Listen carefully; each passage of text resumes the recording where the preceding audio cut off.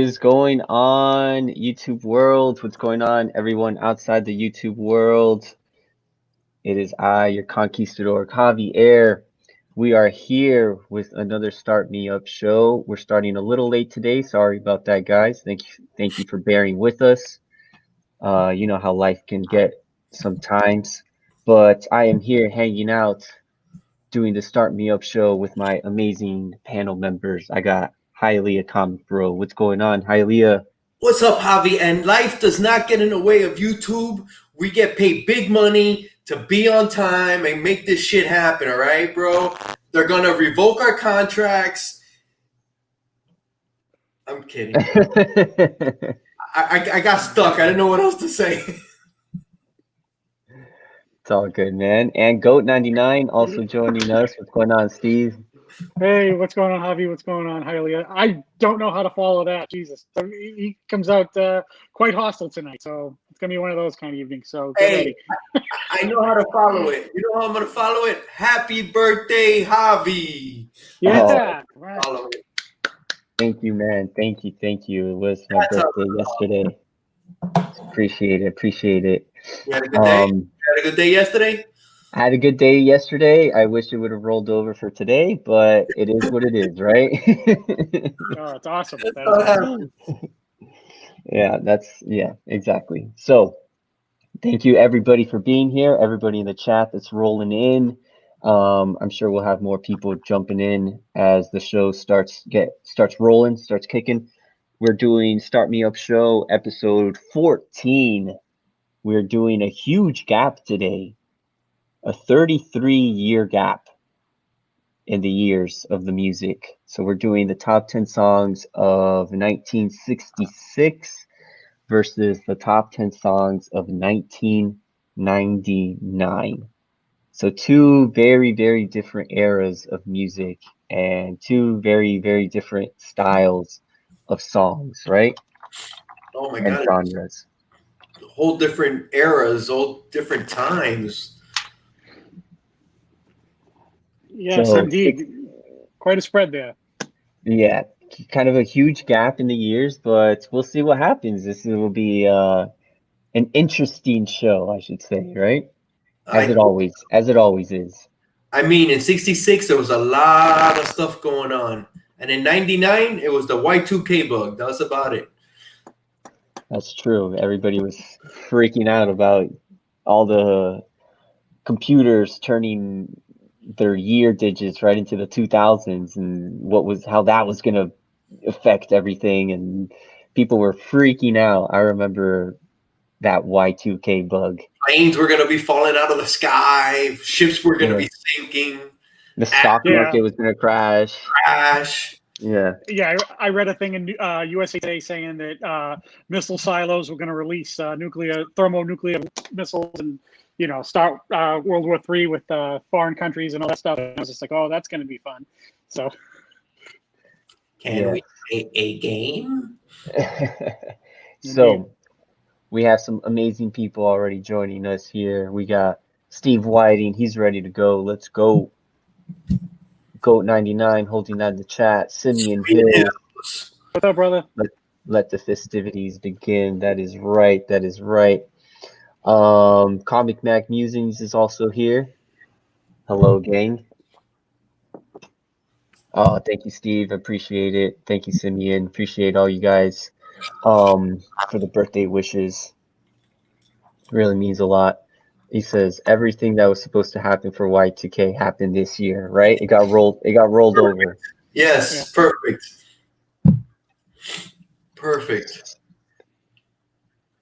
So you guys know how this works, right? This is the Start Me Up show, episode 14. We're going to do the top 10 songs according to the Billboard Year-End Hot 100 singles.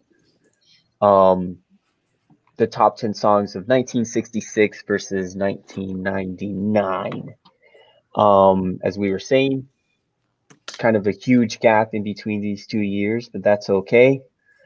It's gonna be interesting, some interesting matchups, and what we do here is we put the top 10 song of 1966 versus the top 10 song of 1999. We'll do a little preview of each of the songs, and then you guys in the chat will vote to let us know which one you think is the better song. Which one do you guys dig the most out of the two? And yeah. This was your week to pick. Was there any particular reason why you picked these, or you just checked them out and you thought they would match up nicely? There wasn't really, it's kind of interesting, right? Because we're getting, I don't want to say that we're running out of years, right? Because there's still so many years to be there. But I kind of was looking at the songs, and I looked at 1966 first, and I was like, okay, I kind of know some of these songs. And then I was like, gonna put it up against like an obscure year, like where I really didn't know any of the songs. And then I searched, I was like, let me see what was hot in 1999. And then when I started to see the list in 1999, I was like, oh man, these were like songs that we would listen to. At least for me, right? You would just listen to it on the radio when your parents were taking you to go grocery shopping or wherever it was, right? It was just like these were like radio songs for my time, I guess, for growing up. And I wouldn't say that they were the best songs, but it was just songs that I remember listening to and getting like a lot of radio play. All I gotta say is my kids did not listen to those songs when they were driving with this guy. That's all I gotta say. What were you playing? You were blasting. I was big into Tribe Called Quest. I was Radiohead has been on my list forever. Pink Floyd. Those are the songs of my kids' youth. And then they would get this the rest of the. I'm not gonna say anything bad about it, but they wouldn't get the radio play in my car. That's all I'll say. There were CDs back then, boys and girls, and that's what we listened to. I had an older sister, so she kind of dominated what we would listen to on the radio. Gotcha. And yeah, I remember listening to, I guess I'm more familiar with the songs in 1999 this year, right? Because 1966, it's kind of like you kind of have to do that research and like really listen or really like dive deep into listening to the songs that came back in the day. But very popular songs in 99 though. I do know. Yeah. But there's still some popular songs in 66 that are still that still kind of stand true to today's time, which is super interesting. So we have some more people rolling in the chat. We had Big Remo in the chat. Remo! Thanks for the birthday wishes, man. I really appreciate it. Jeff Schultz is in here. One love from Chicago. That's right. Thank you, man, for the birthday wishes. Thank you, everybody. My nemesis, Comic Mag Musing said, my nemesis, Jackson Roy Kirk, should be rolling in as soon as he's done meeting with his parole officer. Oh, my. And there he is in the chat. My nemesis should already be here spouting his usual lies about me. Oh, nice. Me and the wife have been on vacation since Tuesday. We're partying tonight. Nice. Oh, wow. Awesome. Enjoy. Cheers. That, man. Thanks for coming. Cheers. Yeah. Awesome, guys. Awesome. Thank you guys so much for being here. People does not need to go to bed early today. Awesome. That means it's going to be a good show. Oh, and thank you guys, everybody. Thank you so much for bearing with us. We had to start a little bit late today. Well, an hour late today. That's my fault. Sorry about that, guys. But we're still going to keep things rolling here. You guys know the deal.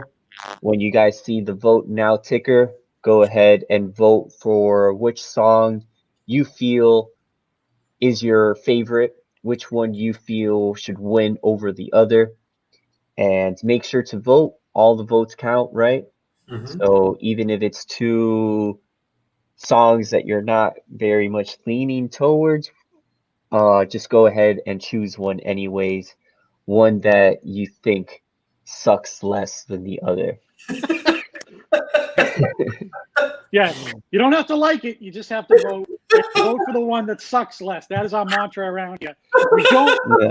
We don't like it when people don't vote. Just no matter how bad it is, just vote. Just suffer through it, because we like to have a tally at the end. When people say, "Oh, I abstained," like, it's just like, come on, man. You just put it up there. So it makes it more fun. Even like when it's two raging dumpster fires, it's great. It's like so.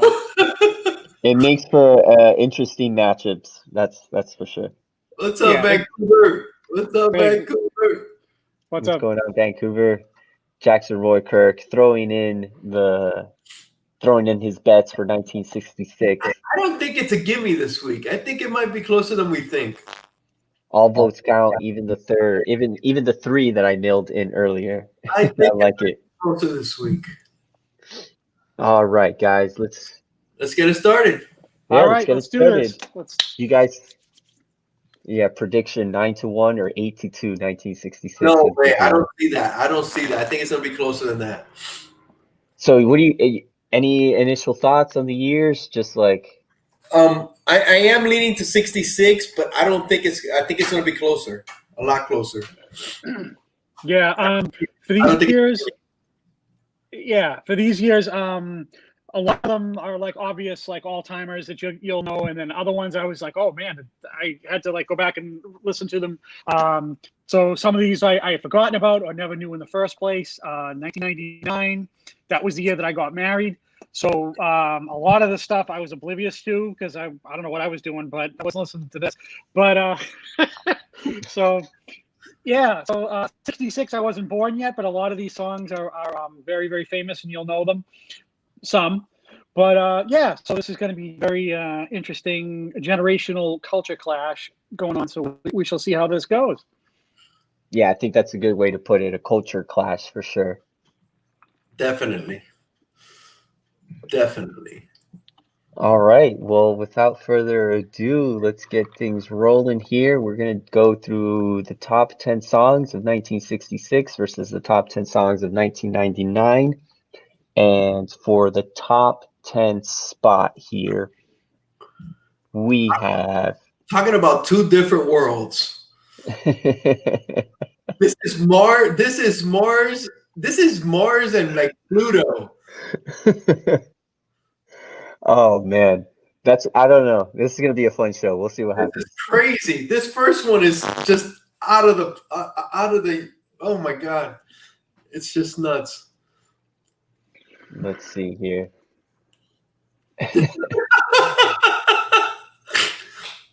Top 10 for 1966 is Ballad of the Green Berets by Sergeant Barry Sadler, who, of course, as you guys know, he was an American soldier, but also a singer-songwriter and an author. He served as a Green Beret medic, achieving the rank of staff sergeant. So kind of impressive, right? Very. But it says here most of his work has a military theme, and he is best known for his patriotic Ballad of the Green Berets. So it's pretty impressive, right? Military man, also a singer-songwriter. And we have 1999 top 10 spot, Living La Vida Loca by Ricky Martin, who was huge. He was huge when he came out. I'm surprised this is number 10. I'm surprised this isn't higher, man. Right? It felt like 1999 was the year of Living La Vida Loca. It was, man. I mean, we're living that right now, but this was super popular when it first came out. And Ricky Martin in general was super popular when he came out. I'm gonna say it. Was he the cutest Menudo member or what? I don't know any of the other members of Menudo, so yeah, I don't either. So I'll take your word for it. But he was Menudo. Dude, I'm freaking. I'm Latin and I can't even say it. Menudo. They had like a lot of. They had like a lot of members, right? Didn't they like kick you out once you were like 14 years old? Or something? Yeah, once you grew some pubes, you were out of there. See ya. See ya. Hey, we got Joe in here. What's going on, Joe? And Splash Page Comics, what's going What's on? up, Mr. Splash White Page? Gloves, thank you for being here, man. All right, let's do a little preview of these songs here. We have Ballad of the Green Berets. America's best 100 men is every day trained hand to hand into fine day. Hurry, till the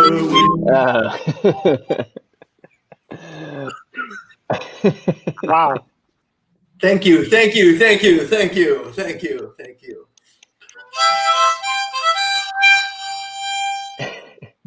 So it says here that it is a song about the United States Army Special Forces. It is one of the few popular songs of the Vietnam War years to cast the military in a positive light.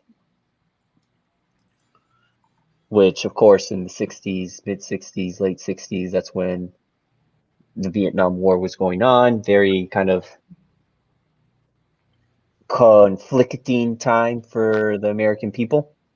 But, of course, this song came out and was able to make the list, top 10 spot, Ballad of the Green Berets. And it's going up against Living La Vida Loca by Ricky Martin. Let's see. Upside down. And the skin's a color mocha. She will wear you out.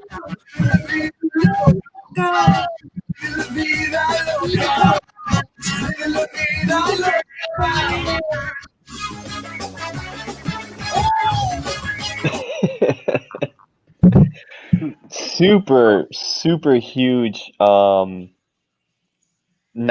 sounds, right? That screams the 90s. Indeed.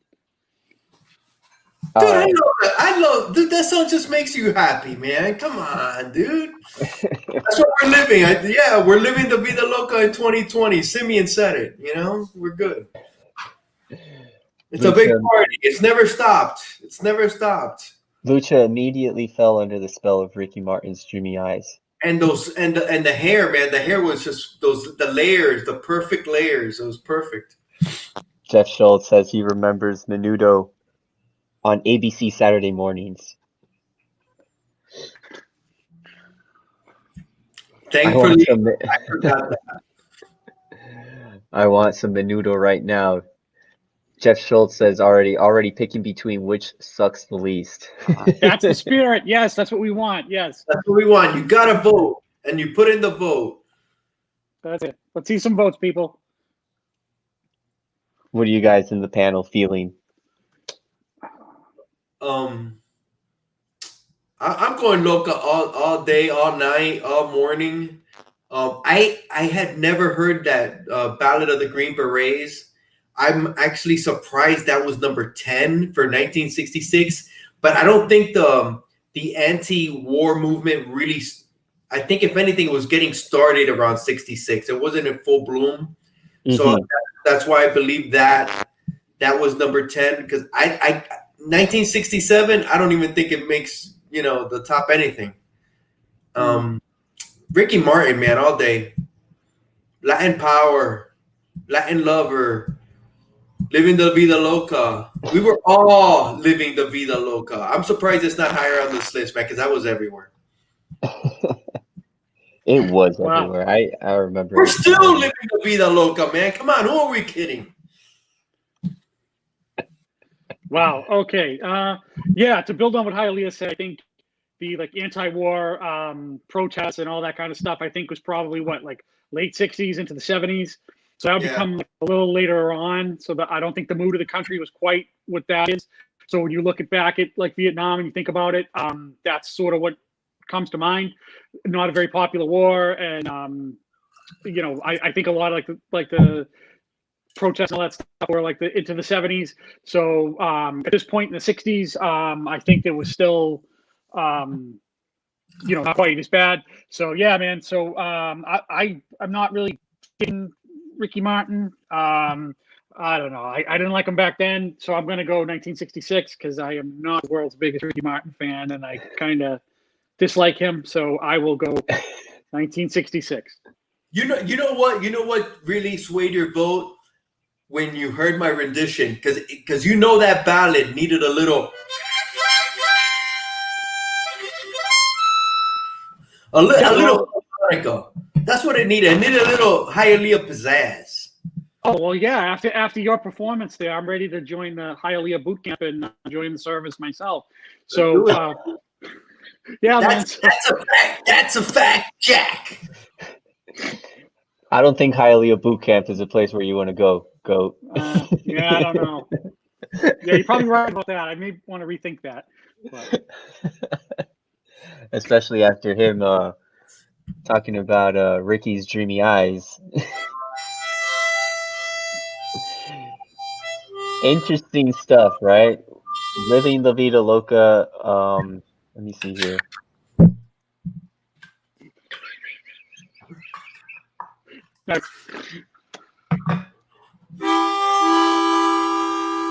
It's generally seen as the song that began the Latin pop explosion. I could see that happening, man. I mean, he paved the way for a lot of Latin artists after him, right? But I'm gonna agree with Hialeah on this one, not because of Ricky Martin's appearance. We're just going with the song alone. I'm gonna go with 1999 on this one as well. But you know what? His appearance doesn't hurt, dude. He's a very good looking guy. All right. Well, you've pointed that out about 3 or 4 times now. I'm starting to wonder. So I may renege my Hialeah boot camp. Gore Vidal in the chat. What's going on? We also had Joey Bag of Sevens, Bubs, Unruly Peace. Bubs comment. Oh shit, Bubs. Yeah. All right. Unruly Peace. Yeah. What's going on? Thank you for being here, everybody. Top 10 spot. Two very different songs. Comic Magnesium says the attitude toward the war started to really turn after the Tet offensive in 68. Definitely. Anti-Nom kicked into high gear in 68. Jack's. Oh, wow. The two Nemesides. Nemesises? Nemesides. The two enemies are agreeing with each other here. 1968. So Hialeah is multi-talented. Yeah, wink, multi-talented. So the staff sergeant got it in just in time, bro. He had great timing. He had great timing for sure. Yeah. Superior Hero reviews in the chat. What's up, going on? Hey, can we make an educated guess? Was the staff sergeant Barry Sindler? Was he a one-hit wonder? I would think so. I think he is the one-hit wonder. He was the beginning of the one-hit wonders. He had a song called "The A-Team" also in 1966. Oh, so guess not. Guess I'm proving wrong. But I'm not familiar with the A-Team. I don't know if it has anything to do with the TV show, but no, I doubt that. Oh, yeah, we were talking about this score. Ricky Martin started with Menudo, a very successful boy band. Yep. Out of Puerto Rico. Puerto Rico. That's right. All right. Well, 1999. The chat has voted. The chat has decided. Taking the crown on this one. Oh my God! Is it going to be a runaway? Is it going to be a runaway night? A lot of people leaning towards 1966, but the first vote went to 1999. So we'll see what happens, man. All right. Number 9 spot here. We have Kicks by Paul Revere and the Raiders. And versus 1999, Nobody's Supposed to Be Here by Deborah Cox. So I'll play both of these songs for you. Play them at the same time. Can you do that? I would have to. No, we can't. StreamYard doesn't. We could sync them. We could sync. I can't share my screen at the same time. It's going to be too. StreamYard doesn't allow it. I'll just say that. All right, Perfect. here's Kicks by Paul Revere and the Raiders.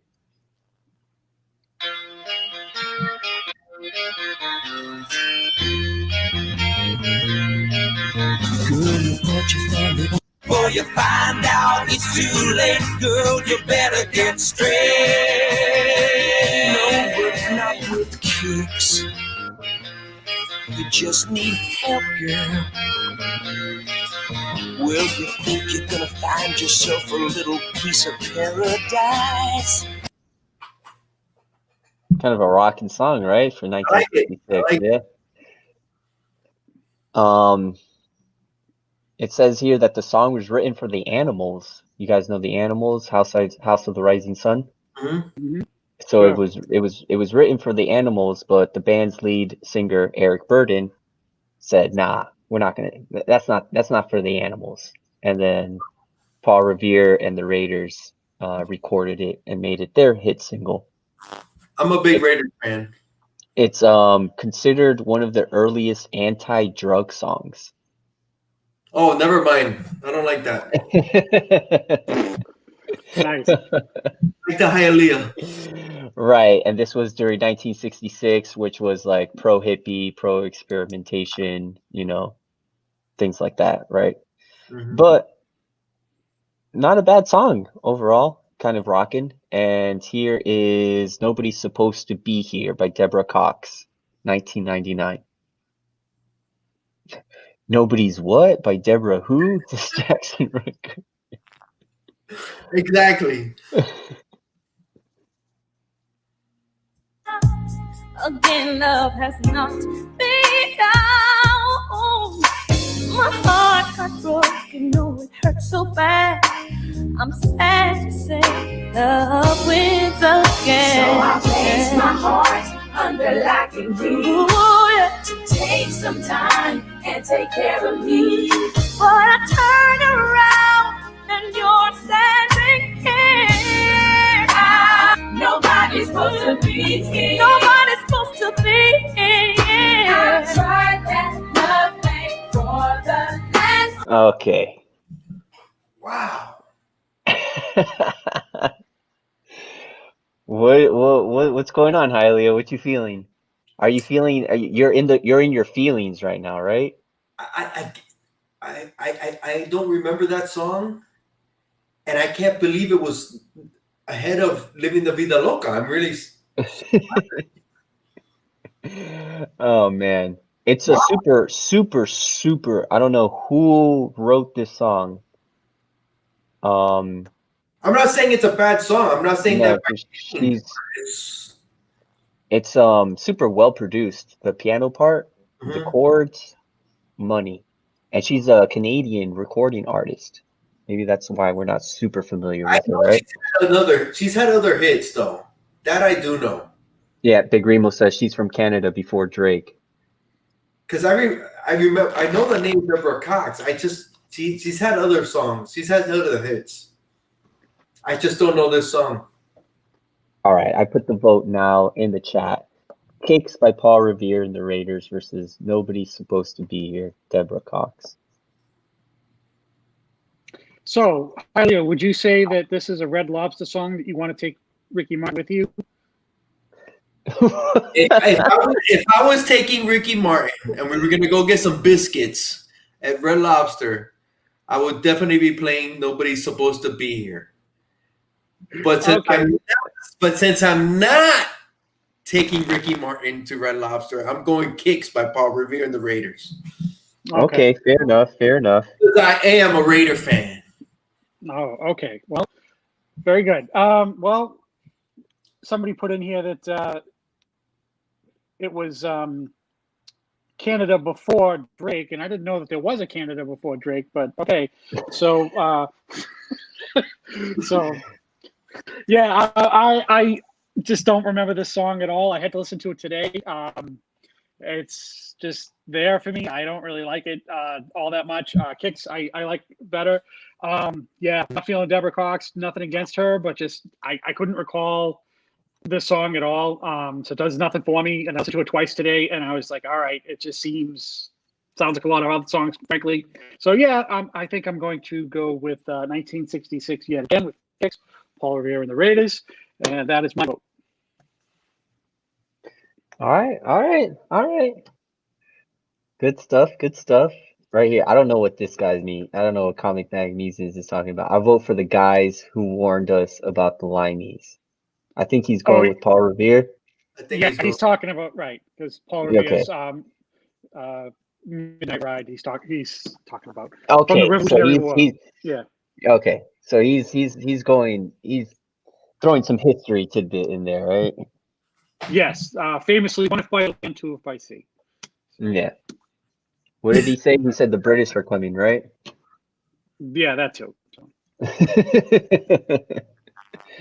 1999. This is a Red Lobster song, and I want an extra round of cheese biscuits. Dude, Hey, those biscuits are the bomb. I'm not gonna lie, Kicks is a good song. I can jam out to Kicks, but I gotta go 1999 on this one. I'm feeling that R&B vibe. I'm feeling that piano part. I kind of want to go and learn that piano part right now and see and her voice is pretty banging for this song. Apparently there's a dance remix. Maybe I have to check that one out, right? Oh, I wasn't aware of that, but 1966 Kicks, Paul Revere and the Raiders, the Oakland Raiders versus 1999 Nobody's Supposed to Be Here, Deborah Cox, and the crown goes to 1966 Kicks by Paul Revere and the Raiders. Very nice. All right. Here we go. The one tied 1-1. 1-1 so far. 1999 had its day. I just want to play my harmonica. Hey, there you go. You gotta express yourself, you know? I don't know how those guys play the harmonicas because your lips dry up so fast. That's one of the things that they don't tell you about the harmonica is that you gotta use a lot of spit. I'll just say that. Dude, man, it dries up fast. Did you know that there, goat, that it dries up fast? No, not exactly. I'm not as well versed in harmonica. He hasn't been to Hialeah boot camp, so he doesn't. Yeah, that's right. I'm sure I'm going to learn all about that fairly soon. So, Dusty Brick Brown in the chat. What's going on? Dig out. Mr. X-Men in the house. I know, man. That guy has X-Men, X-Force, X-Factor, Exiles, Generation X. He's the man for the X-Men. All right, here we go. Moving things on. You can buy the Red Lobster biscuits in the grocery stores. You can. Yeah, that sounds they taste good. They taste good though. They still taste good. I don't know. It's put it to you this way: if you try that kind of BS move with a female, it's not going to deliver the same results you're hoping for. It's like going to the frozen section to get the White Castle sandwiches, little hamburgers. It's not the same. It's not the same. It is clearly not the same. So if you attempt that kind of BS move, you're going to get vetoed real quick, and you're going to be don't even go there. You know. Oh shit! Here we have Dusty Brick Brown, Montel Jordan of "This Is How You Do It" fame. This is how you do it. Wrote Nobody's Supposed to Be Here. Nice. That's awesome. What was Hialeah's nickname in high school? You guys tell us. You guys let us know. Come up with the best ones. Oh no! What is starting here? Okay, let's go to number 8. Come on, number 8. All right. Let's go to number 8. We got to move on to number 8. We have "Strangers in the Night" by Mr. Frank Sinatra. I got a quick question. I'm gonna throw it out there. Is this the original "Strangers in the Night" or was it like a remake? If anybody in the chat knows, because I didn't have a chance to look it up. Because I can't believe this. It just seems like it's much older song than 1966 to me. I could be wrong, but It was seems like it might be composed. a song from the 40s or something to me, you know? Good No, question. it was composed in 1966, Wow. but it wasn't originally recorded by Frank Sinatra. Okay. But he's the one that made it famous. Okay. Yeah. Which is Frank go has ahead. pulled that move. Frank Sinatra's pulled that move off a couple of times where he would take someone else's song and make it his own. For example, like that New York song, I believe was recorded by Liza Minnelli first, and Frank Sinatra made it like more famous later on. Because they call him the chairman of the board and all that stuff, and so he's known to do that from time to time, take someone else's song, redo it himself, and take it to another level, and then people think it was really his. So yeah, he is known to do that. So I wouldn't be surprised if someone else recorded it first. But this song though, this is probably the most famous version, I would think. But 'cause I can't imagine anyone else doing this one that's bigger than that. I would have think so as well. I just thought it was much older than 66. That's all I know this is the version. Yeah. Well, all his stuff seems like that. You know what I mean? Like even if it's like later in his career or whatever, it does, because it all kind of sounds the same. So it could have been early or late or in the middle, and it's hard to like really place it. And I know what you're saying, because like when you just brought that up, I was thinking maybe someone did do it before that. But so I feel the same way, that it could be an older song, but apparently Harvey's saying it is not. So Sinatra made it the standard. Yeah, he did. He made the American standard for sure. Hey, Gore Vidal just brought up Frank Sinatra is the American Julio Iglesias. Cuckoo, Paloma. Okay. We're talking about Frank Sinatra here. We're not talking about Julio Iglesias. All right. Here, Strangers in the Night, 1966, Frank Sinatra versus Every Morning by Sugar Ray. Here are the two songs.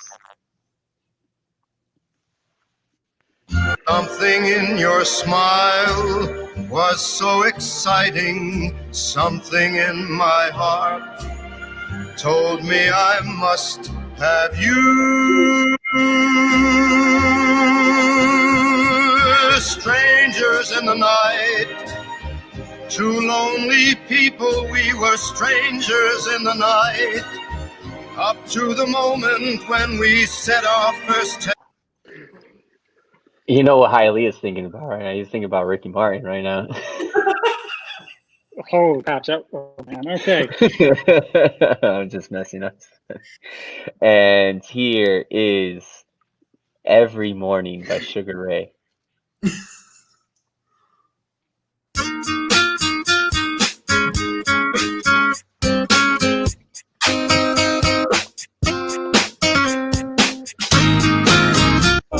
That we can do it, you know I wanna do it again.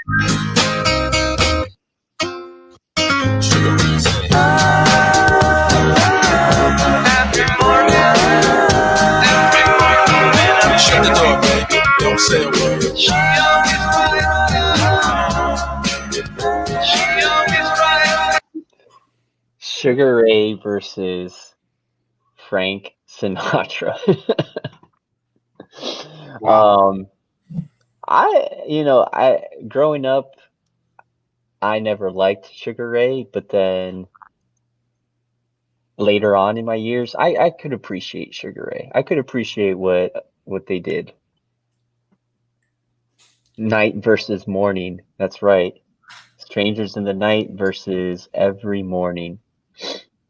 Somebody's first time playing the guitar, says Jackson Roy Kurt. This is what's interesting about this matchup, 1966 versus 1999, is we have two very different songs going up against each other.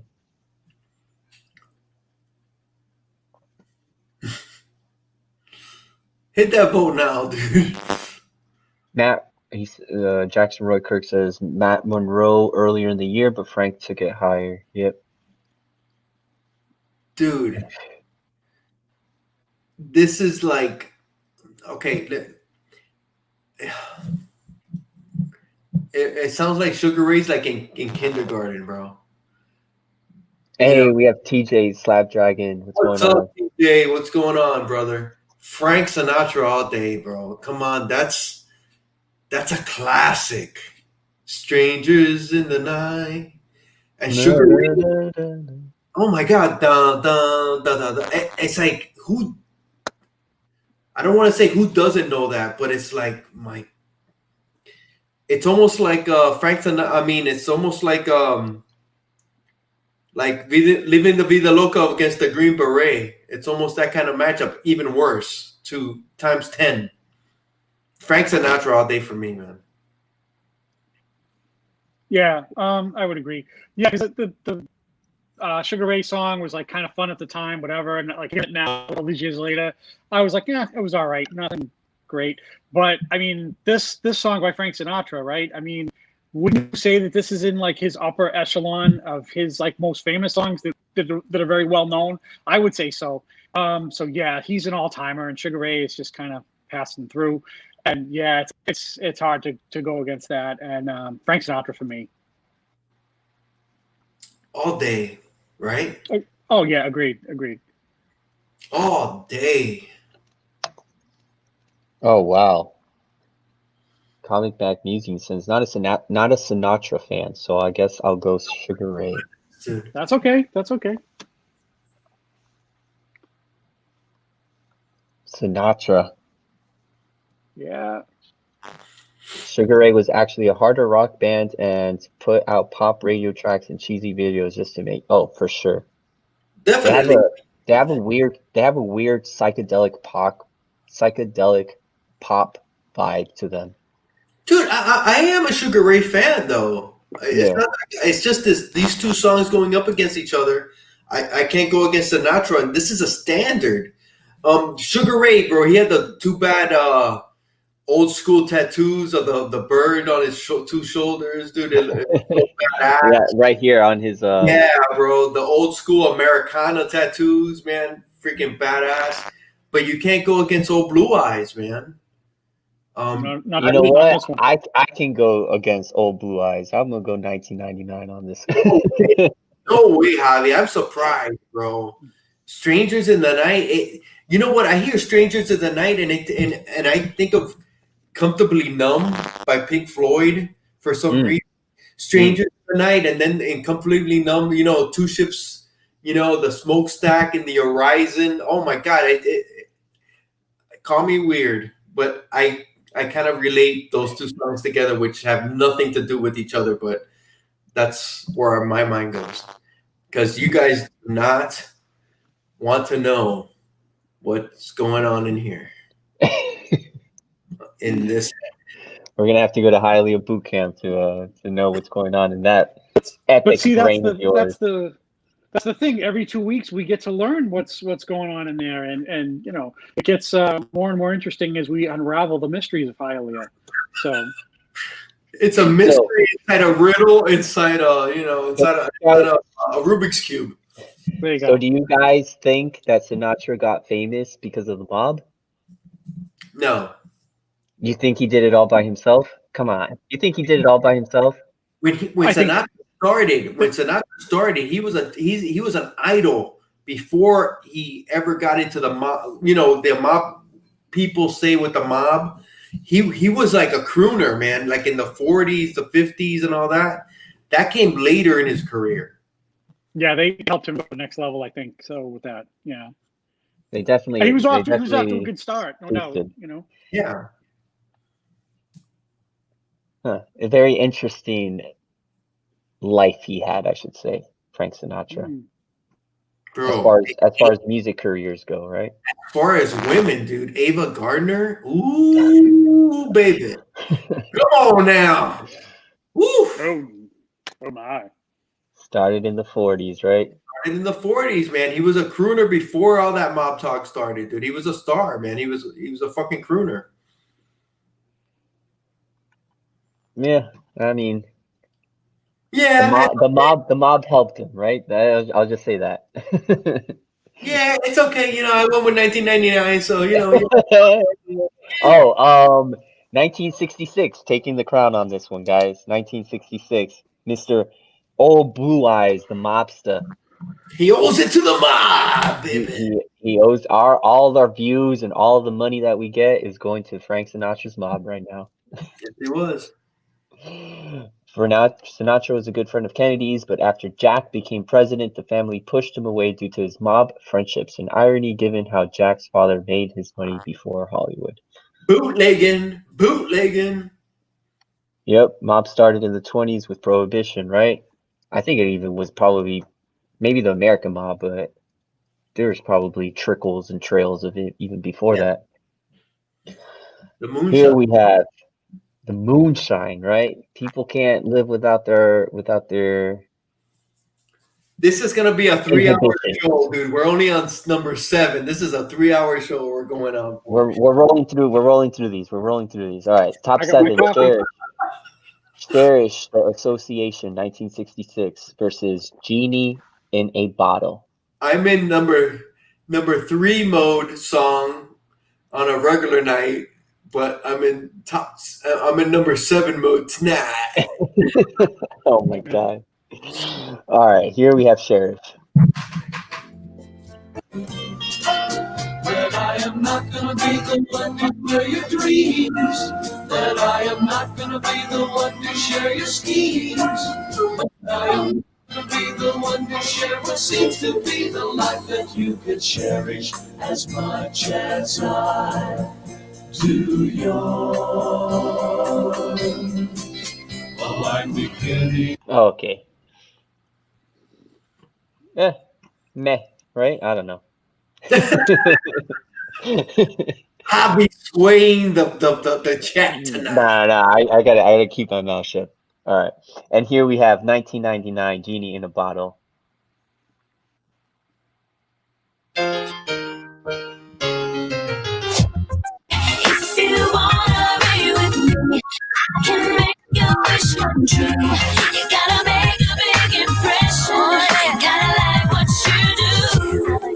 In a bottle, baby. You gotta love me the right way. Oh man. Oh man.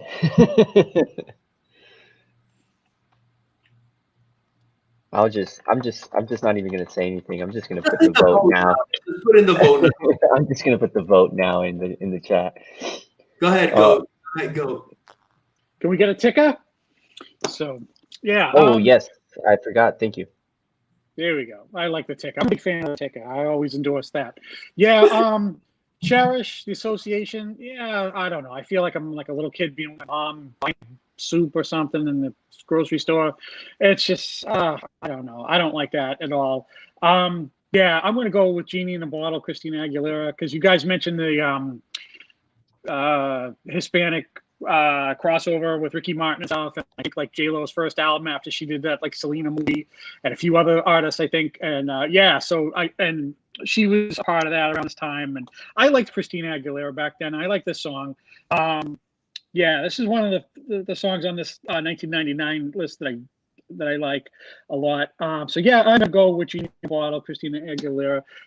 Yeah, the song still holds up well, and I heard it not too long ago on the radio, and instead of changing the channel, I sat there and listened to it because I hadn't heard it for a while, and I was like, wow, this is pretty cool considering time had passed and it held up well. I still liked it, so I'm gonna go with Christina Aguilera at 1999 for me.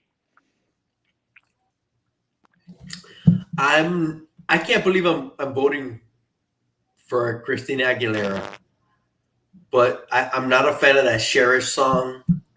It's pure 60s, but that's Aguilera's signature song, man. Genie in a Bottle. To me, it is.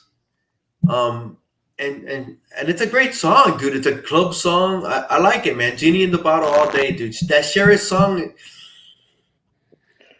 Too churchy? I don't know.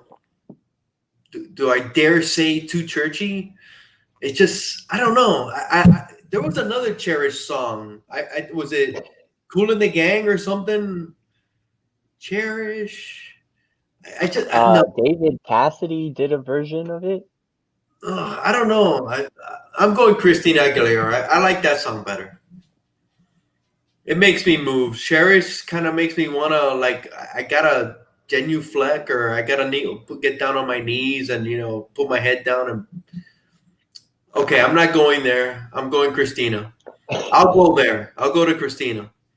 Excellent choice. Okay. And I'm shutting up right now. I'm zipping it. Christina all day. And Yeah, she can't sing. Jeff, I think this, even though you're voting for her abs, I'm still counting your vote for Christina Aguilera. I just want to confirm here. Jeff Schultz with his little Hulk. It was very good, man. She was freaking big. She was huge, man. She was huge. She was huge back in the day. She had that VH1 story. Another song that I'm surprised is not higher on this list.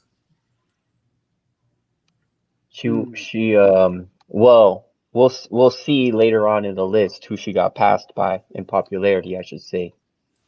I'm still surprised Ricky was she a Musketeer, Christina Aguilera? Was she with Justin Timberlake on the Musketeers? She might have been. Oh, you got me. Was that Britney Spears? Britney Spears was for sure. Britney Spears was too, right? Yeah, I'm not up on my Musketeers after the 1950s. You know who else was? Annette Funicello. Who? Annette Funicello. Who the heck is that? She was one of the original Musketeers from like the 50s, selected by Walkin. C-K-E-Y. Look at this. I think Bub did a reenactment of the Genie in the Bottle video. M-O-U-S-C.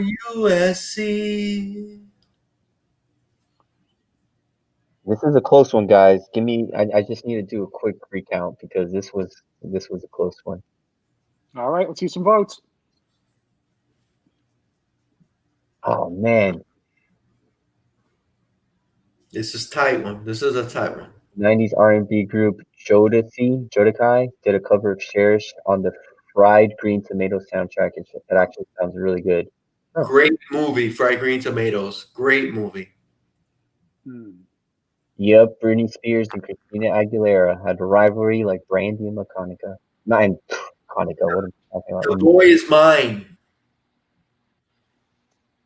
Ricky Martin is mine. Apparently.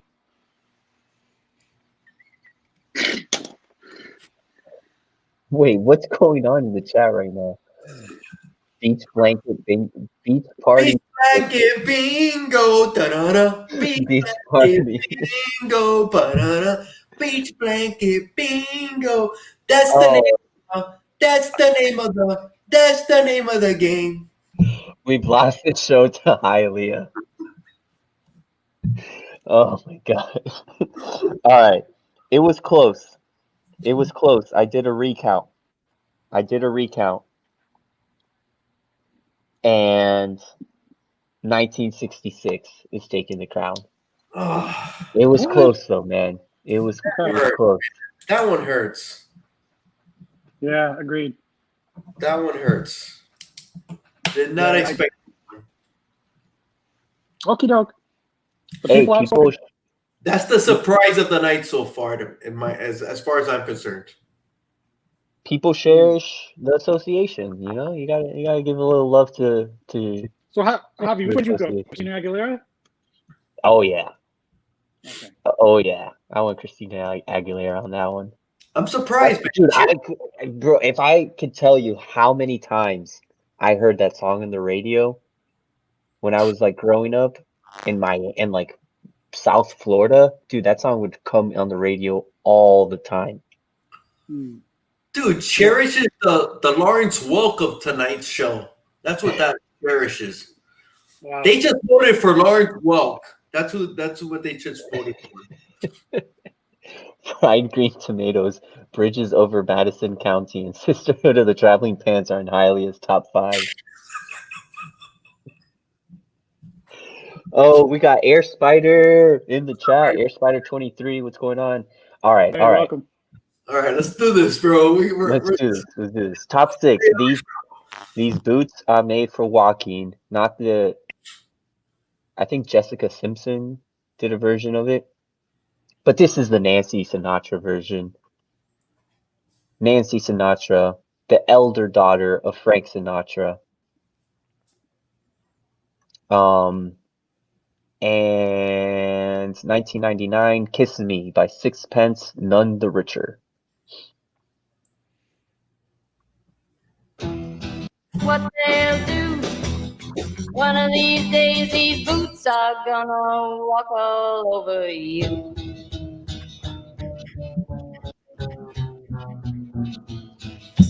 Yeah. And you ought to be a-changin'. Now what's right is right, but you ain't been right yet. These boots are made for walking, and that's just what they'll do. Boots are made for walking, they're gonna walk all over you. Boom, boom, boom. Awesome. And we have Kiss Me by Sixpence None the Richer. Here we are.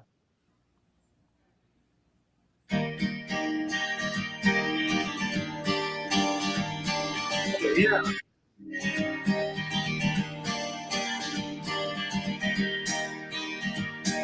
Beside the green, green grass, swing, swing, swing the spinning step. You wear those shoes and I will wear that dress. Oh, yes, me beneath the milky twilight, lead me out on the moonlit floor. Oof. Great chromatic progression. I think it's in D. Wow. Oh.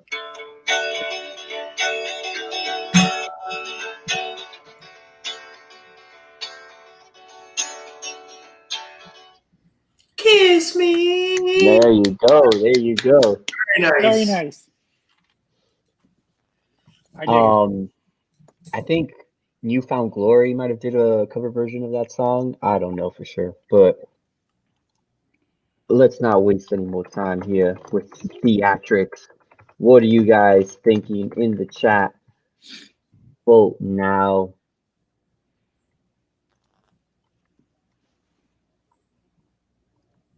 Oh, okay. Comic Mag Musings will be back.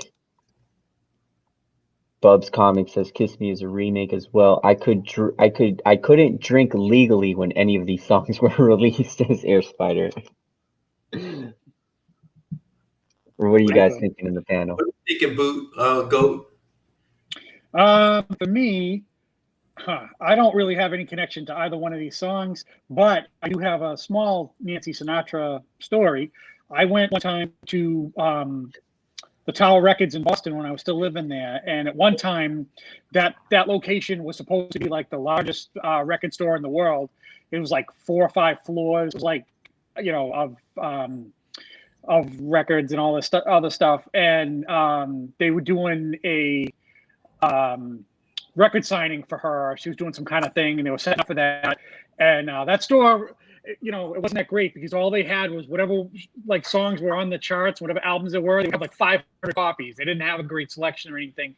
So that store kind of sucked. But even though it did hold the title for a short time, the largest record store in the world, and shortly after it opened, she had some kind of solo album or greatest hits package or whatever she had, and she was in there, and people lined up to see her and have her do like a signing. So I kind of peeked in there for a minute while they were setting that up. I did see her.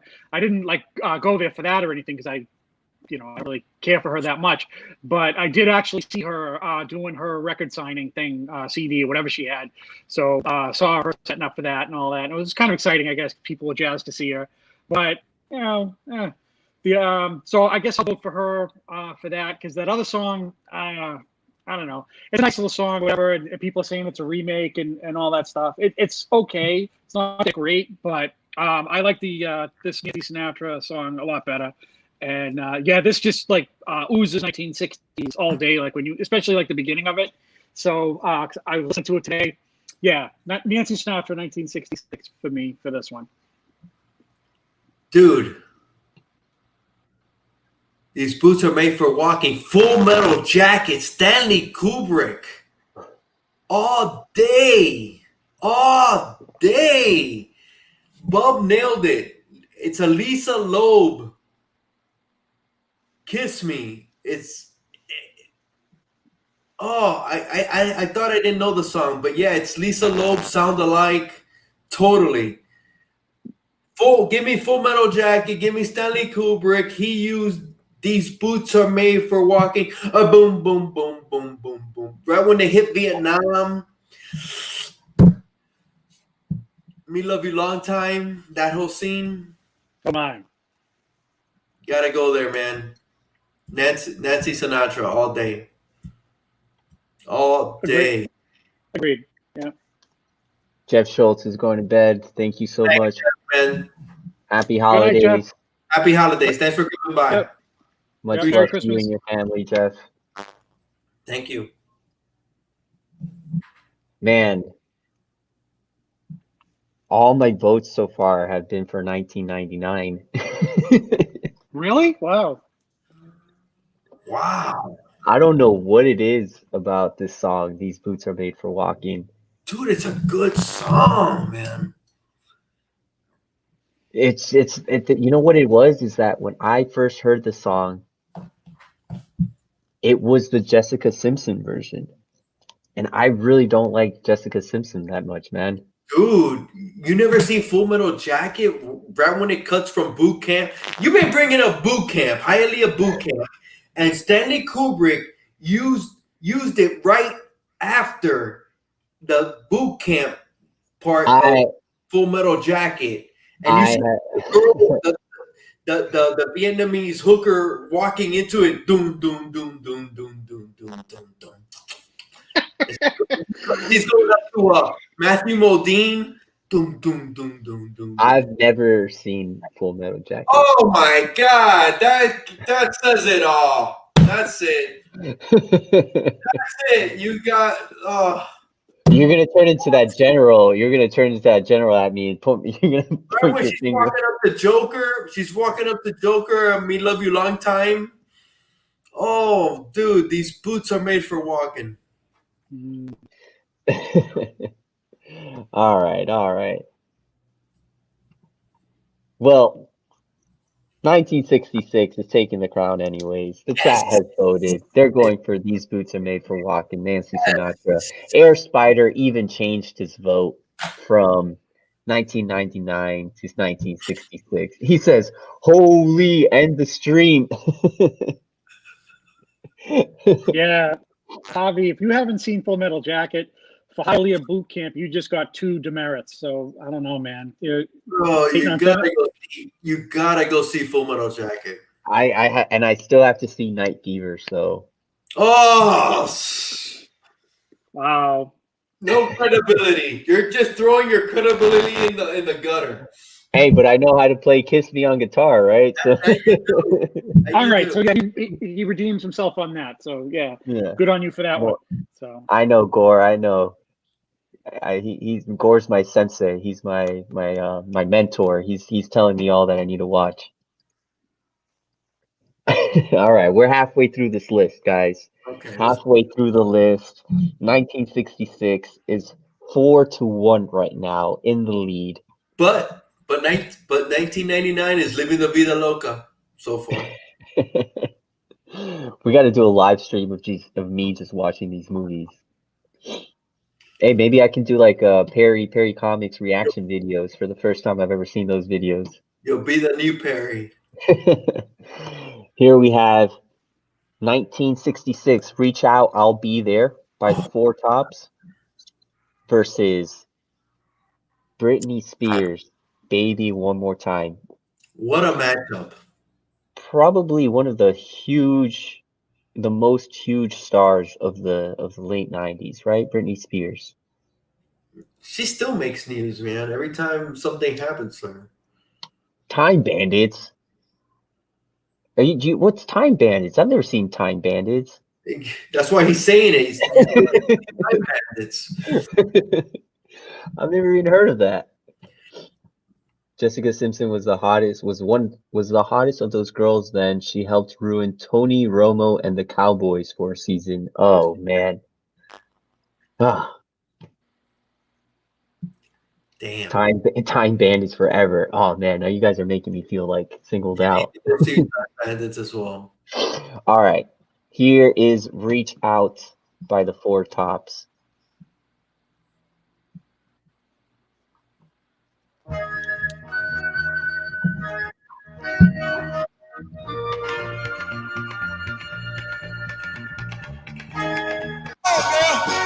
Reach on out for me. Reach out for me. I'll be there with the love that will shelter you.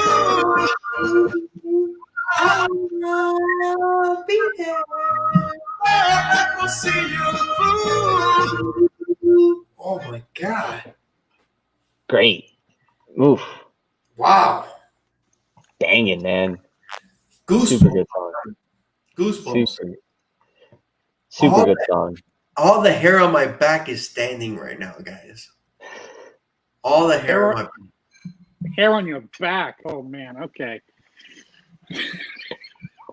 All right. Here's Britney Spears, Baby One More Time. One more time. Oh, baby, baby, the reason to breathe is you.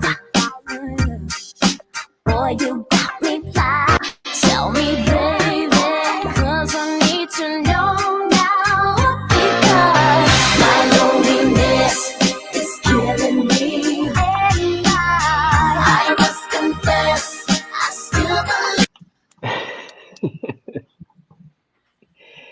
Oh man, Hialeah used to know the choreography for that song, but Okay. it's been many years. This year, I don't know if you guys saw my Instagram. I dressed up for Halloween and I was a droopy titted hooter girl. Okay? But I saw that. But a few years ago, I dressed up as a pregnant Britney Spears. I you know what? I should post those pictures on Instagram. I was a pregnant Britney Spears. But with that, I'm going with I'll Be There, man. I cannot go against I'll Be There, that classic song, dude. Even though I dressed up as a pregnant Britney Spears. Four Tops all day. Four Tops. Okay. You want to see those? You want to see those pictures, don't you? Don't you go? Oh, don't you? Of course I do. I expect to see them on the gram tomorrow. So yes, if any of you guys are not on Instagram and follow Hialeah, please do, because he's going to entertain you with that tomorrow, I think, if not tonight. So yeah. You know what? All right. Go ahead. Oh yeah, sure. All right. So getting back to this, Britney Spears. I am kind of a follower of the pop princess game, and Britney Spears, to me, is one of the most horrible performers I've ever seen in my entire life. Because she sounds like a combination of like Phyllis Diller and the guy who used to sing Cameo. Ow, Cherry Coke, sexy, you make me work. She sounds like a hybrid of the two of those. Terrible. And I watched one time on HBO or something. She had some kind of concert, and I was like, I got to see this. Let me see this shit. So I'm like, all right, here we go. So I watched it. There's all kinds of dancing and like pyrotechnics and all kinds of eye candy to distract you from the fact that this girl cannot sing. And she is hideous, and it was lip synced, and it was like horrible. So she is one of the most overrated pop princess female artists of the last, I don't know, 30 years or whatever, since I've been following it. And I have a strong dislike for her career. Not her as a person or anything like that, but man, I can't crack the whip hard enough on her. She is terrible. And this other song, The Four Tops, I'll Be There. Wow, what a classic this thing is, man. This is brilliant. So this isn't even close to me. I'm going Four Tops all day long with this. Yeah, I just can't. I can't go with Britney Spears on this one. So I'm going, I'll Be There, Four Tops, 1966. Nice. As much as Britney Spears was in 1999, dude, the Tops, man, right? That song just started and it gives you chills, right? That track is awesome. That is amazing. Yeah. Great song for sure. I got to go with 1966 on this one. Break my 1999 streak. What? You're going with 66, Javi? What? Wait, what? Ow! I know, man. This private school uniform did not make it for me. It did not do it for me. You guys are lucky that I don't have that picture on my phone. It must be on somewhere saved somewhere. You don't know the world of pain that you guys have missed out on. Pain? Why pain? You haven't seen the picture. Oh, okay. Yeah, great song, Four Tops. I'll Be There For You. Yeah, Journey of Emotions when you listen to that song, man, for sure. Four Tops, not Britney's best. Yo, okay, he's going for the Four Tops. Yeah, Four Tops. This is literally all the votes to the Four Tops. Zero votes for Britney Spears. Okay, Four Tops, not Britney's best. The question is, what's Britney's best then? Toxic. Toxic. Yes. I like that. I like that one a little bit more. The video for that is, the video for that is interesting. I like that a little bit more than this, but if I like one Britney song, that would be it. Other than that, man, this girl just lacks talent. I can't put it any other way.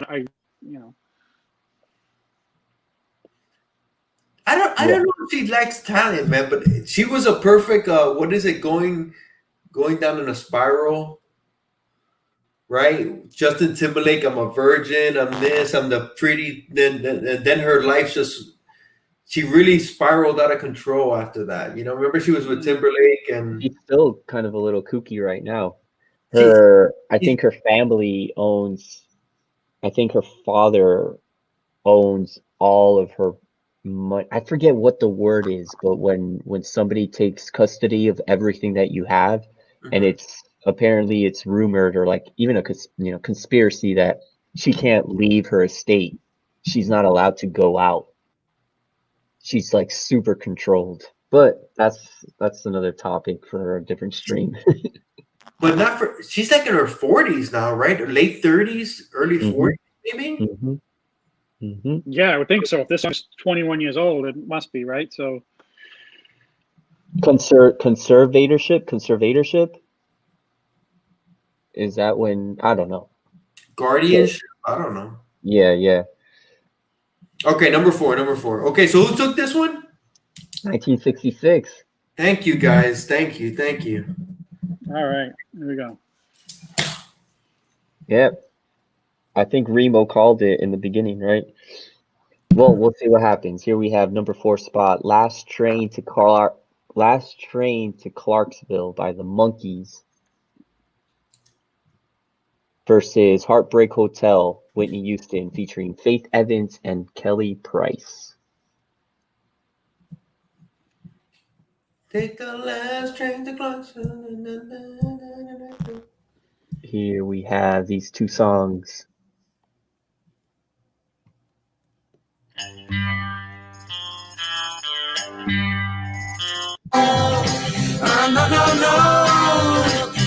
And I don't know if I'm ever coming home.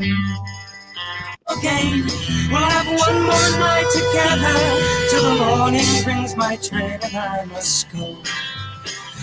No.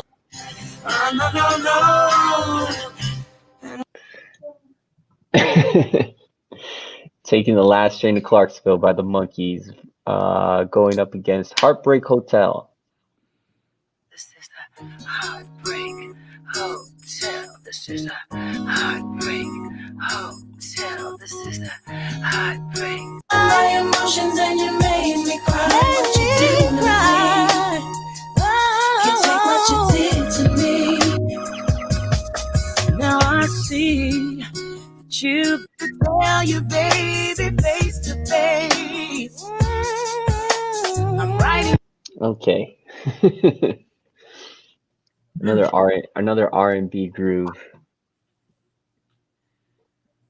Hey, sometimes I feel like my whole life is a Heartbreak Hotel, but it is what it is.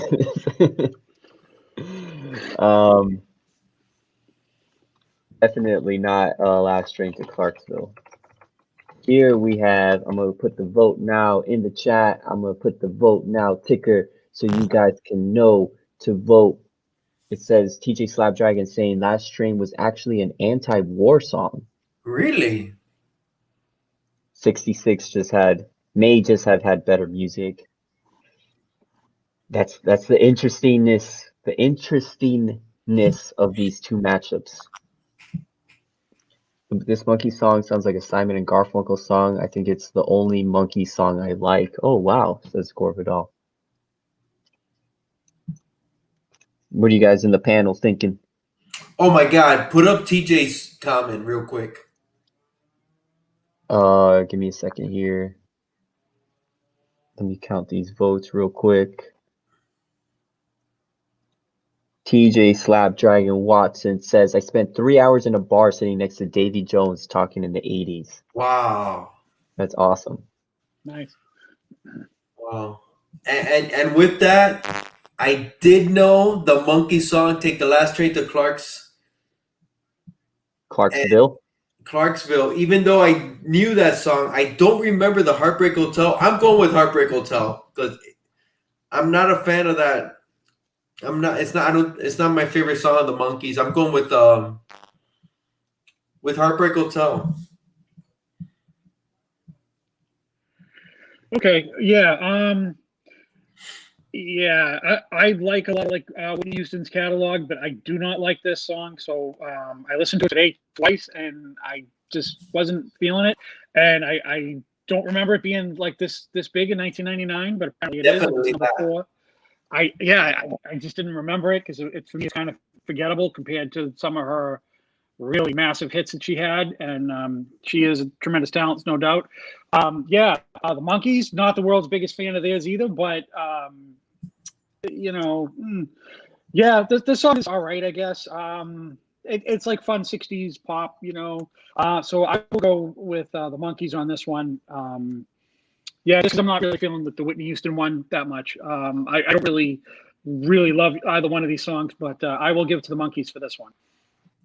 I'm going Whitney Houston. Did you watch the Monkees TV show when you were growing up? Yeah, I did. It was fun. It was silly, yeah. So. I enjoyed it as a kid, man. I'm not a huge fan of the Monkees. I never got their shtick, I guess you can say it. But I'm. What's up? I like them. Yeah, I don't know. I just never really. It never really dawned on. I was like, oh, the Monkees, are they like a fake band? Kinda, yeah. They were kind of thrown together. Yeah, yeah. So I was always confused about that, and then definitely not Whitney Houston's best song, but it's also featuring 2 other artists where they're kind of like splitting the fame, I guess you can consider it. But I'd have to go with 1999 on this one. Whitney Houston. There's something about that R&B vibe that I like the vibe. Yeah, I think you nailed it. The vibe is better on the Whitney Houston song, even though I don't know that song. I watched the Monkees were on Nickelodeon. I remember them on reruns. That's where I saw them. Oh, I think they were on Nick at Night. I don't know. That Albert and Cosby showing you how to draw. The guy with the funny hat in the Monkees was set for life. His mom invented whiteout correction fluid. Dang. That's a big money maker right there. That's a different kind of rich, says Air Spider. That's right. And Romy and Michelle invented Post-its. Really? I don't know. Get out of here, Hyla. You stole the show today, Hialeah. You stole the show. All right, 1966. I think it's going to be a clear consensus of what's going to be taking the crown for the next three songs. But You know what happened tonight? I was waiting for the show at 9, so I started drinking like at 8:45, and the show didn't come on at 10. So, I'm actually starting to come down now. I'm starting, I have to go to the glass again. Yeah. Oh. All right, so I guess, man, wow, I thought it was going to be closer.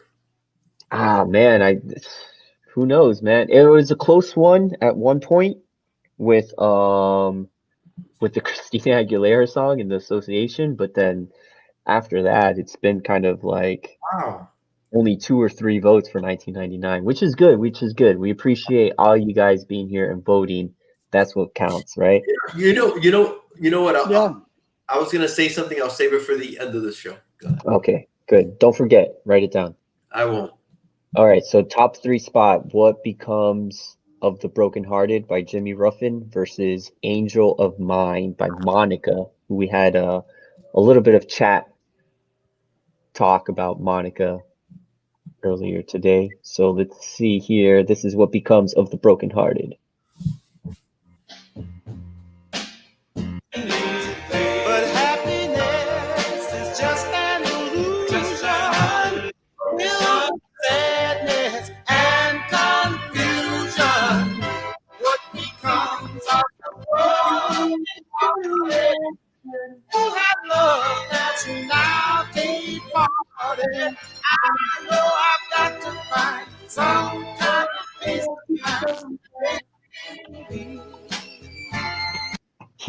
What becomes of the Brokenhearted, right? Wow, what a song. If Musings was still here, 1999 would be winning.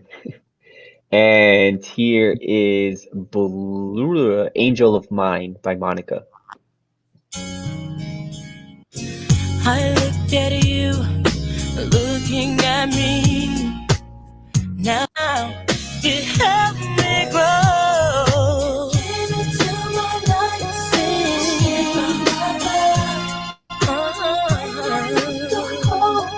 you show me love. I'm checking for you right on time. Angel of mine. Another song that was played on the radio over and over and over again. Oof. What are you guys thinking in the panel? I'll go ahead and put the vote now in the chat. Top 3 spot. What becomes of the Brokenhearted? Jimmy Ruffin versus Angel of Mine by Monica. Go ahead, go. All right. I'm going with What Becomes of the Brokenhearted, Jimmy Ruffin. Angel of Mine, Monica, that's okay. I don't dislike it. I don't have any problems with it or whatever, but I just think that this other song is just better, and I like it more. The simple as that. I don't have anything bad to say about it, Monica, but I maybe would have voted for her if she was against one of these other people on here, but not at the time. So I'm going Jimmy Ruffin, 1966.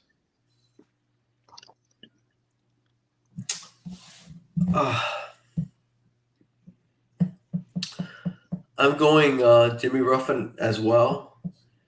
It's funny because Monica, it's been 21 years, so it's almost like a classic. But when I think of Monica, I think of The Boy Is Mine, right? That's the song I think of Monica. But then, it's been 21 years. It's considered a classic. I remember when I was a kid, I remember the Beatles were classic, and they were only like 10 years after, What becomes of the Brokenhearted, man? It's just an all-time classic. All-time classic, dude. Honestly, I don't remember this song by Monica, and I can't believe it's this high on the list. I still can't believe that song is higher than Living the Vida Loca. Oh my God, dude, you can't. I can't, dude, because Living the Vida Loca was freaking 1999. It was everywhere. I can't believe that song is higher. And dude, What Becomes of the Brokenhearted? Classic, all time.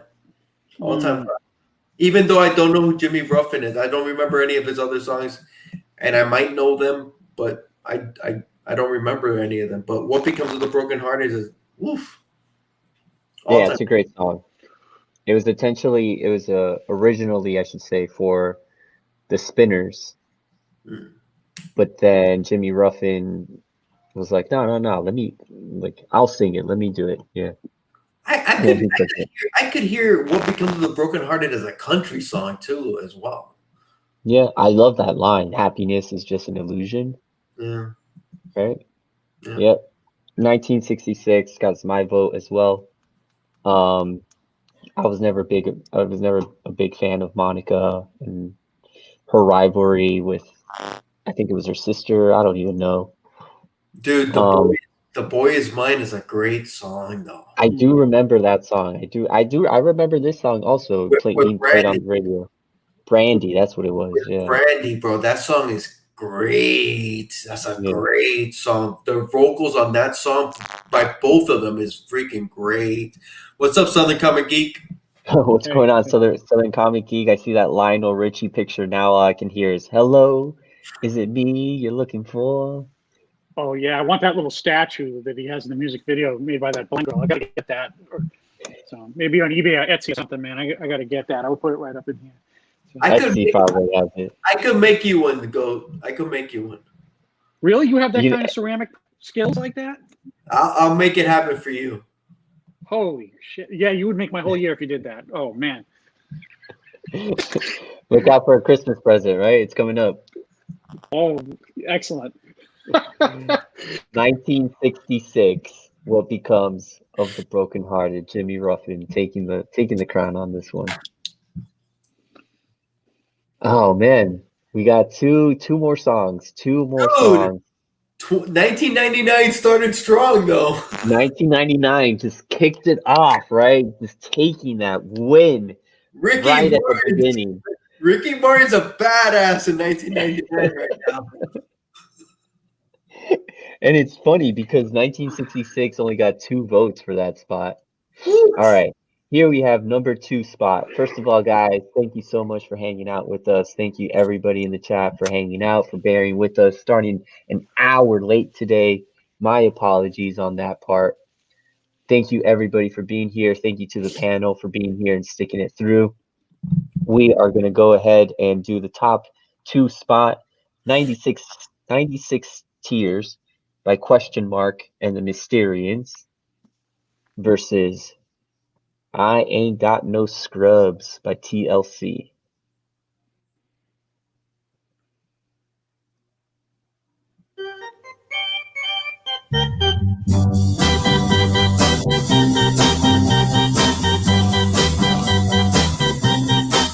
Too many teardrops for one heart to be crying. Too many teardrops for one heart to carry on. You're way on top now. We all know that song. I feel like it's been on some commercials, maybe some movies. I don't know exactly where, but I know I've heard that song before. And here is No Scrubs by TLC.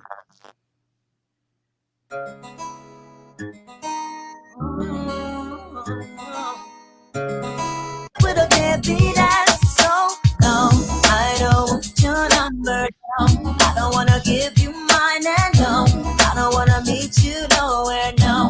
Don't want none of your time. No, I don't want no scrub. A scrub is a guy that can't get no love from me. Hanging out the passenger side of his trying to holler at me.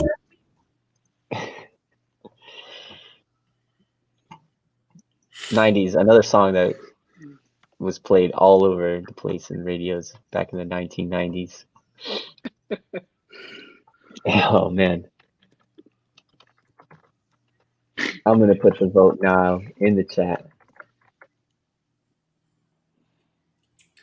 This was the women's anthem in the summer of '99, Sicilian Hills. Yep, Yes, it was. it still is. I always hated 96 Tears. Reminds me of the Munsters theme.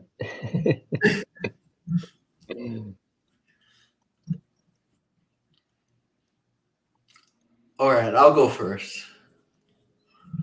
I'm going 96 Tears because even though Scrubs is super catchy, TLC was super hot, I go back to that song Creep, their song Creep. Should I say this or shouldn't I say this? You know what? Who cares? Nobody's listening. It just reminds me of my ex-wife and Creep, and she would sing it, and I didn't know she was living it. So there it goes. I hate TLC. Let's go 96 Tears. Hey, you can let it out, man. We're all here to listen, man. You got us. I'm venting right now. I'm venting right now. I can't. I think no Scrubs. I'm thinking Creep, ex-wife. The other thing was what was that? What was that song by? Oh, forget it. I don't even want to go. This is. I'm coming down. Let's go. Let's go 96 Tears. I like 96 Tears actually. Wow. Okay. Kylie, you okay? You need a hug? What's going on, man? We're gonna do a virtual hug for Hialeah. Everybody type virtual hug. In the chat, I'm guys. good now, dude. Now I'm good. That was a long time ago. I'm good right now. All right. Just let it go. Let it go. It's gone. It's out of there, gone. All right, good. See, when he gets like that and I have to follow that, I got nothing, man. I don't have a story like that. Okay. All right. 96 Tears and No Scrubs TLC. Here we go. Yeah, TLC, No Scrubs. It was all right. But I dig the 96 Tears because it was like that. It was kind of like what was going on in rock and roll in America, like when the British invasion was like really going. And wow, that's very distracting. Yeah, man. So yeah, British invasion was in full flight with the Stones, the Beatles, the Who, and all that stuff. And then like what was going on in America, like Beach Boys and the Doors and other stuff, and had like some of that keyboard sound in the around this time. So yeah, I kind of dig some of that in small doses. So yeah, I'm gonna go 96 Tears. The TLC. Don't like it quite as much. I will go 96 Tears, 1966. I love you, GOAT. All right. You're my boy, GOAT. All right. Yeah, love you too.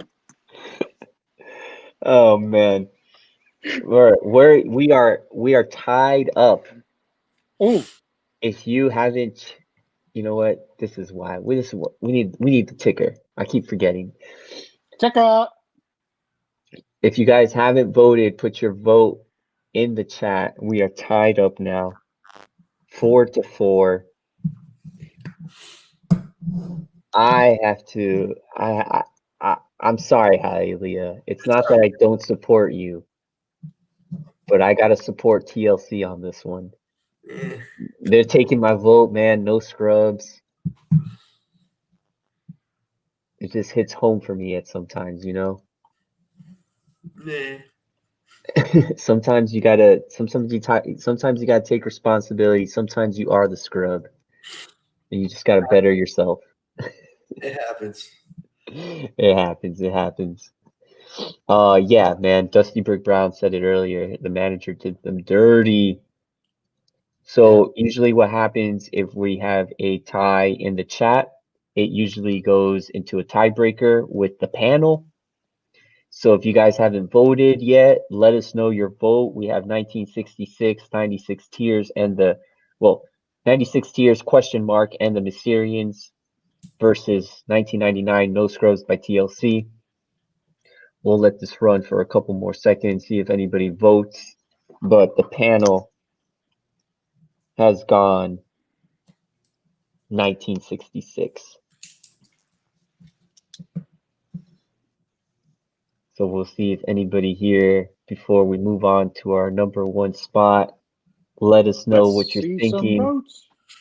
I think everybody, in the chat has pretty much voted. So we Okay. do appreciate you voting. The tiebreaker will go to the panel, and the panel has concluded 1966. 96 Tears taking the crown. Bro, this is a runaway, bro. It's a runaway, man.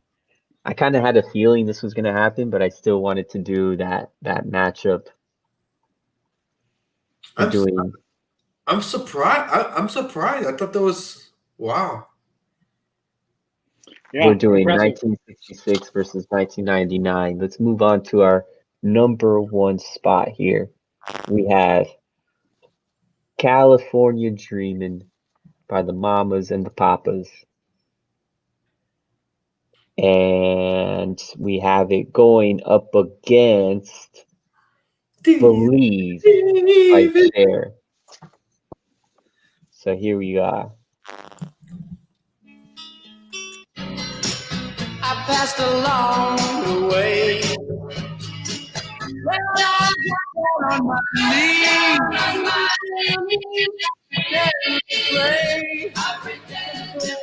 You ain't like to go. He knows I'm gonna stay. California, dreaming.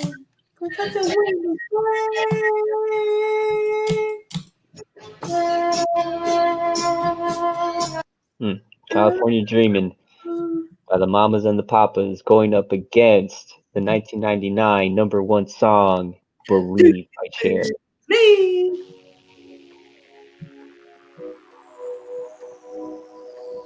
Oh no. He's back. He's back for the best song. Do you believe you're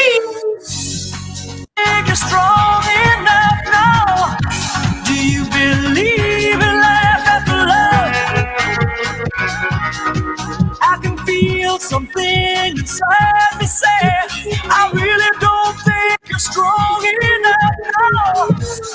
What am I supposed to do? Sit around and wait Oof. for you. Talk about club hits, right?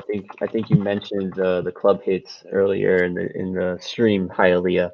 That was both of these songs scream the years. So Jackson Roy Kirk says that song is 1996. Same with Believe by Cher, man. That song is 1999. I would have to disagree with you.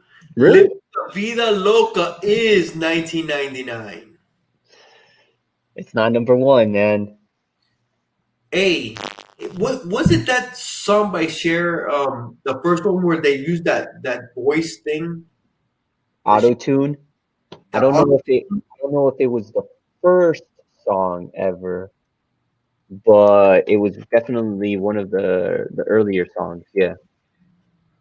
Featured a pioneering use of auto processing software, Autotune, to distort Cher's vocals. But I don't know if it was the first one. Okay.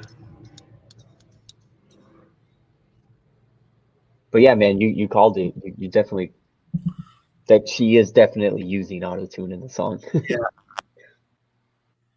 So what are you thinking, Goat? I need to go second on this one, so I will defer to you first. I'm going California Dreamin'. Kaz. That song is just timeless. I actually took guitar in 10th grade, and that was the first song that we had to learn on guitar, that I learned on guitar, which I have long since forgotten. But that was our test, and it was California Dreamin'. I remember I learned it. Share, Believe. It's okay. It's okay. It is a pick me up song. Do you believe in the power? But California Dreaming, the thing is, man, it's just a classic, man. Just a classic. It is the 60s. I think somebody's put it before. It is the 60s to me. It's definitely.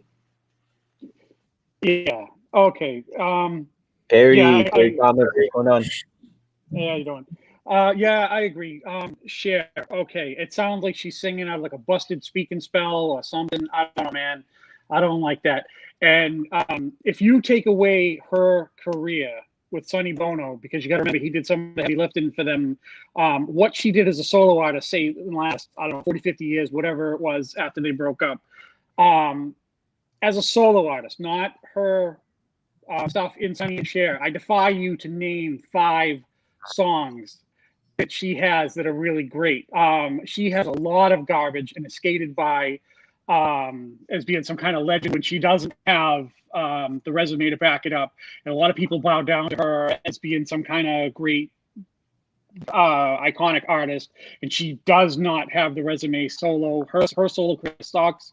She is terrible.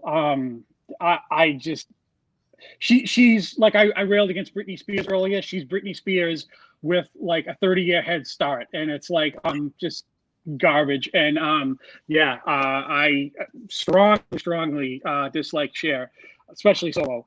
And this California Dreamin' song, I like this a lot, big time. That song, man, if you hear that, that is like one of those songs that is quintessential 1960s, man. Like had that whole West Coast vibe going on and everything. This is a very, very powerful song. Listened to it twice today. It was so good. I have to get to Mamas and the Papas, California Dreamin'. Cher, a solo artist, pure garbage. She is not the icon everyone thinks she is.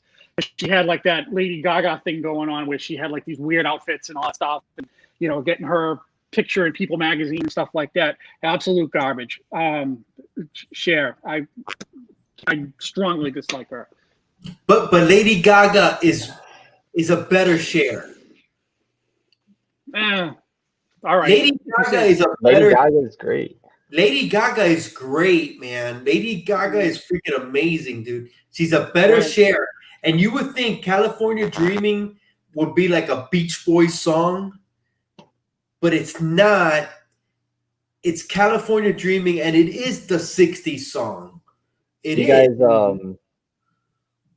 know about the controversy about the Mamas and the Papas with As John far as Phillips? what? With John Phillips? With his daughter, with Mackenzie? Yeah. Yeah, of course. From One Day at a Time, Mackenzie Phillips. They were a thing. Let's just leave it at that. Kind of makes me want to vote against the Mamas and the Papas, not gonna lie. But it was Cass, man. It was Cass too, man. Yeah. It was four of them. It wasn't just him. He might have been a scumbag, dirtbag. Call him whatever you want, man. I really wish Goat would tell us what he really thinks about these artists. No, Goat has a very refined opinion because he doesn't want to sway the vote. He's taking in mind your guys' votes. I try my best to sway the vote, and it never works. Goat holds back. I try my best to sway the vote. Oh, look at the Slab Dragon right here. He's naming the songs: Half Breed, Gypsies, Tramps, and Thieves, Bang Bang, Believe, Turn Back Time, Don't Diss Share. Garbage. Dude, Half Breed. Do you remember Half Breed? Oh my goodness, dude. I don't. She was in Mask, not The Mask, right? Just Mask. No. It was she. You know what? Rocky. She played Rocky's mother in Mask. That was an amazing movie. Silkwood, amazing movie. Mermaids. I'm not a fan of Moonstruck, man. I'm just not. I'm not a fan of Moonstruck. But Mermaid, Silkwood, Mask. Amazing movie. She did If I Could Turn Back Time. That's another one that she did, right? If I Could Turn Back Time. Yeah. That's probably the only 2 songs I really know about.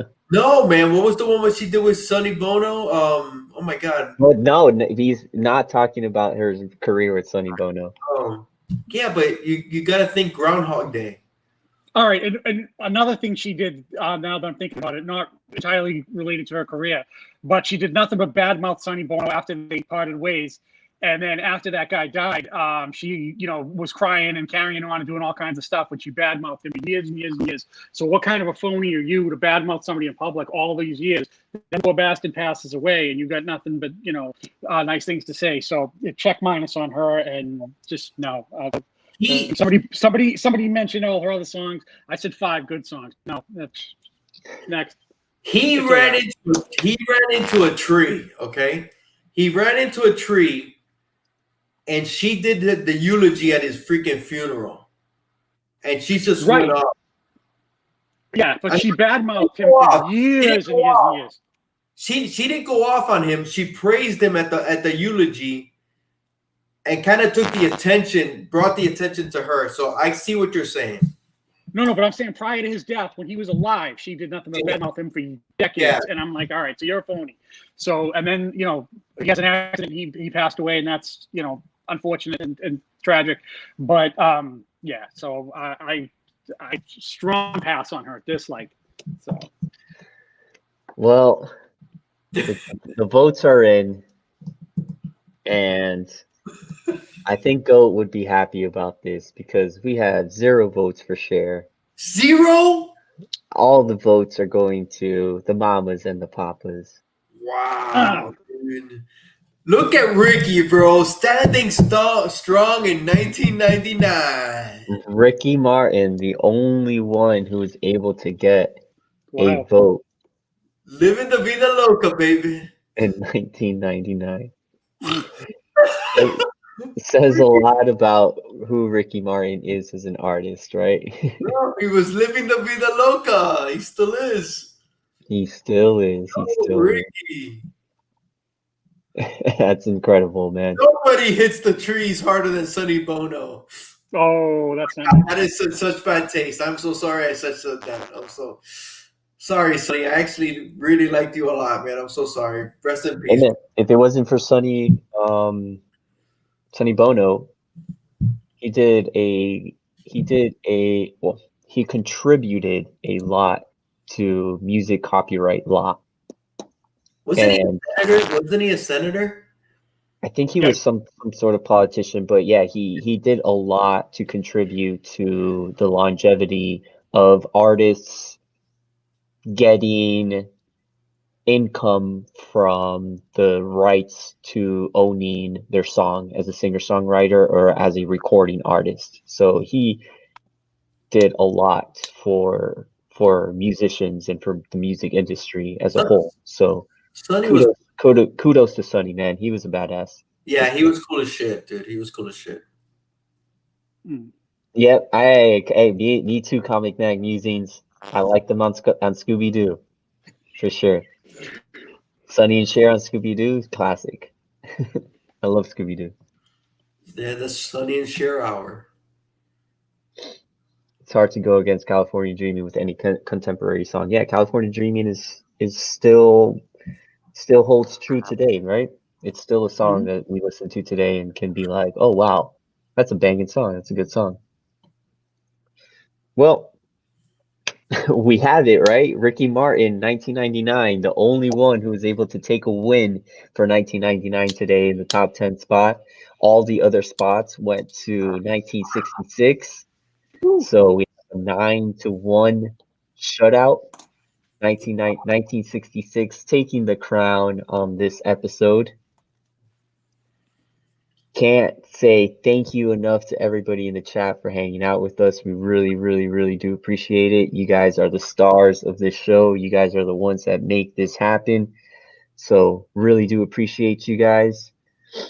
What are you guys thinking in the panel as far as your closing thoughts? It's my turn to pick next week, or whenever we go again. I think I'm going to get like a 2015 against a 2016 or 2015 against 2017. We're going to go some modern stuff going on, and we'll see who wins. I got to look at these years. I'm going to pick some years, and we're going to see what's going on. You guys, I don't got nothing else to say, man. Thank you, everybody, for coming by. It's been a long night. Really relaxing. Thank you for being here, man. Yes, He thank you. says this went the way it should. It did. It did. Jackson Roy Kirk, Yeah. see you, man. Thank you for hanging out. All right. Thanks, everybody. Yeah, 1966, 1999. My final thoughts, 1966, just a lot better music, it seems to me. There are some good songs on here on 99, a handful of them, maybe like half or a third. But yeah, this other list, though, is just seems to be a lot better to me. And yeah, 1966 all the way for me. And it ended the way I pretty much thought it would. And you know, a lot of fun still do it though, because even when you get like some of these matchups, it's interesting. And yeah, I appreciate everybody voting and participating and comments and everybody's opinion. So always great to see that. So thank you everybody in the chat. Yes, thank you everybody in the chat. Thank you to you guys in the panel, Hialeah Comic Bro and Goat99. You guys rock it. Hialeah, love your harmonica work. Keep it up. You like that? There's more where that came from. Keep practicing, man. I want to hear you play like the Blues Traveler. Just do it. That's his name, right? The guy who. I'm gonna come with my harmonica belt. That's right. You just have a vest filled with harmonicas, all the different keys and everything. Yeah. Did he have like a whole bunch of hand grenades? He looks like Punisher Warzone or something. Oh man. Comic Magnesians, I vote we dip into the 50s. Gore Vidal saying, consider doing top 10 college radio shows. If I can find the list and do a little bit of research, then we'll try and do something different. Next episode is on New Year's Eve. So let us know, all of you guys who are still here watching us in the chat, leave a comment on this video. Let us know if you'd like us to do a New Year's Eve show. Depending on the reception that we get, we may or may not do it, just because we want to probably spend some time with our family and friends as well.